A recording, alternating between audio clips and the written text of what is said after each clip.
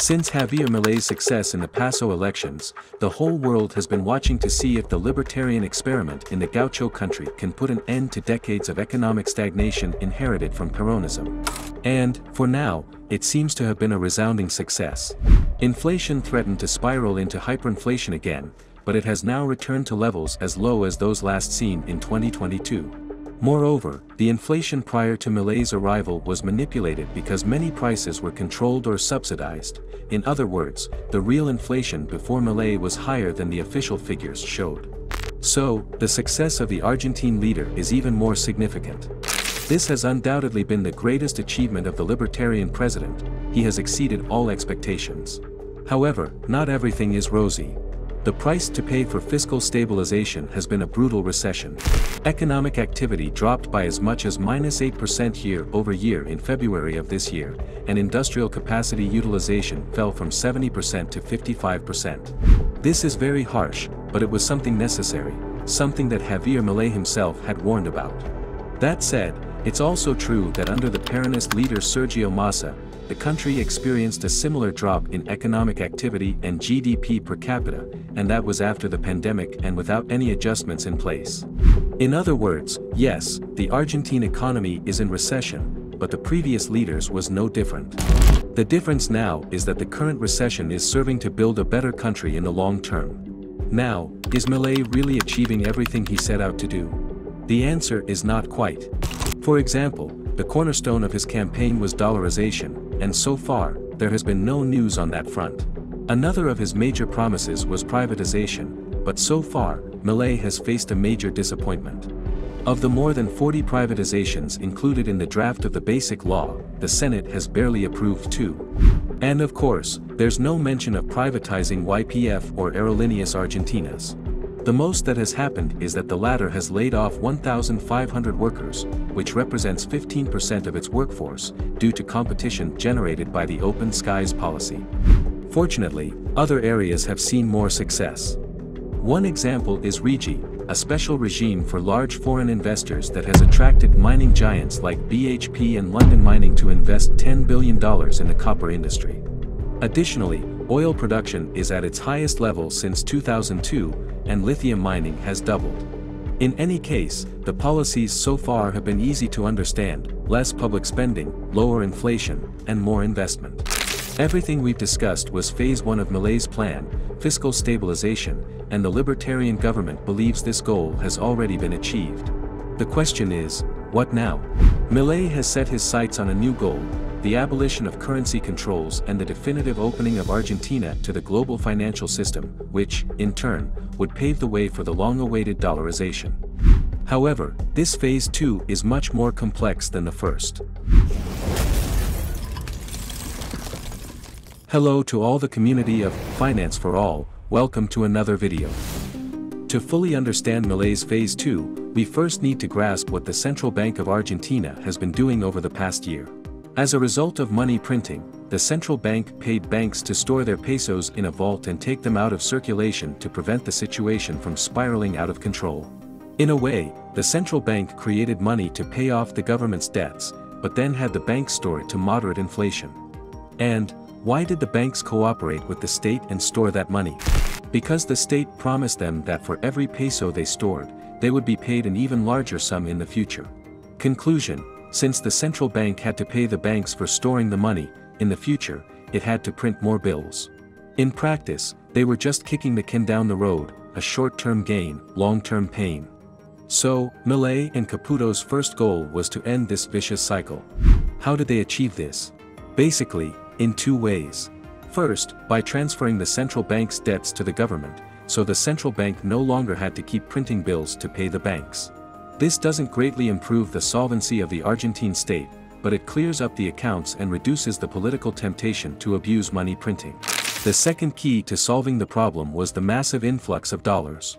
After a 25% increase in exports and a drop in imports, dollars have started flowing into Argentina. But, do you know the most interesting part? What if I told you that, in fact, Milei hasn't stopped printing money? In fact, what if I told you that Milei has printed 20 times more bills than his predecessor, Sergio Massa? In his first quarter in office, Milei increased the country's monetary base by 12 trillion pesos. For comparison, in his first quarter, Massa increased it by 0.6 trillion pesos, 20 times less. But before we panic, let's stay calm. It's not just the bills issued by the central bank that matter, but also its assets. Massa, like all Peronist governments, printed bills to finance the public deficit. Milei, on the other hand, has created new pesos to buy dollars, so the central bank's financial situation doesn't change. In other words, it's like comparing taking out a loan for a vacation to taking out a mortgage. In the second case, yes, you have a huge debt, but you've also acquired a property to back it up. Thus, net foreign reserves, that is, the amount of foreign currency held by the central bank minus its debts, have gone from negative $12 billion to zero. It's not an abundant situation, but the improvement is significant. However, this occurred in early July, and since then, there have been important changes. Currently, net reserves have fallen again to minus $5.5 billion. In other words, in just 1 month, nearly half of the progress made over the previous 7 months has been reversed. The question is, what's happening? Why are dollars leaving the country again? Let me tell you that this isn't an unexpected consequence of bad policy, but rather a direct result of Phase 2, it's intentional. But what exactly is Phase 2? No one can explain it better than the Central Bank of Argentina itself. If the slogan of Phase 1 was fiscal stability, the slogan of Phase 2 is zero emissions. And Milei's greatest ally in achieving this is, ironically, one of Argentina's biggest nightmares, the exchange rate gap. For those of you who aren't from Argentina, the exchange rate gap is the difference between the official dollar price and its real market value. Today, an Argentine can buy a dollar for 900 pesos, but its real market value is around 1,250 pesos. Where's the catch? A regular citizen can't buy all the dollars they want, it's outright prohibited.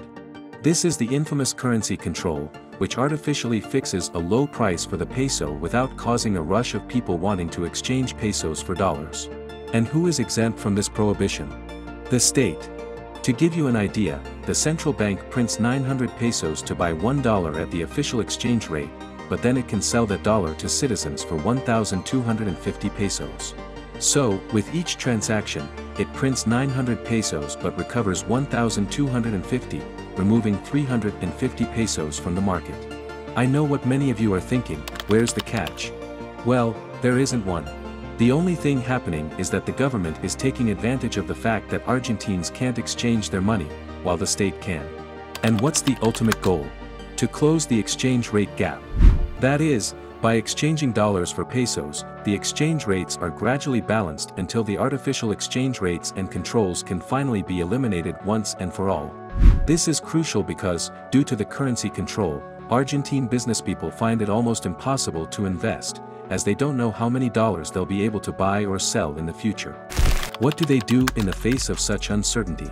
Nothing, literally nothing, and that's how the country has been stuck for decades. But of course, if Milei were to lift the currency controls suddenly, without first closing the exchange rate gap, all Argentines would rush to exchange their pesos for dollars, devaluing the peso to nearly zero. This would be a catastrophe for everyone who hasn't been able to exchange their pesos. In short, the government's plan is to balance the exchange rate gap by buying and selling foreign currency until it disappears on its own. A much less painful solution than devaluing the peso until the official rate matches the market rate, which would cause another surge in inflation. However, things aren't as simple as they seem. More and more market players are skeptical of Milei's strategy. Since the announcement of Phase 2 in July, we've seen industrial production decline again, August inflation didn't drop as much as expected, and future inflation expectations have become scattered. This year alone, the government has, or will have, to pay bills amounting to $100 billion, equivalent to 1/6 of the country's GDP. And 2025 will also be a very tough year since private creditors will need to be paid more than the entire surplus achieved so far. Of course, this is the legacy of Peronism and Sergio Massa, who, in his last year in office, funded a major political campaign at the expense of taxpayers. It didn't help him much, but he left behind a legacy that Milei now has to deal with. What does he need to solve it? Dollars, lots of dollars. Dollars he doesn't have, precisely because he's spending them on the monetary policy of Phase 2, which consists of buying pesos in the market to remove them from circulation. In normal countries, these debts aren't all paid at once but are refinanced to be paid later. The problem? Argentina is not a normal country, as it hasn't yet generated enough confidence that it can repay. There are other issues as well. The Senate approved, with 61 votes in favor and only 8 against, votes from Milei's party and 1 Macrist senator, a pension revaluation that will consume the entire surplus on its own. For now, Javier Milei has used the superpowers granted to him by the basic law to veto this massive increase in public spending. In any case, this has set off alarms in international markets, which are no longer sure if Argentina will have enough money to meet its obligations. The result of this has been the need to send gold abroad as collateral for these debts.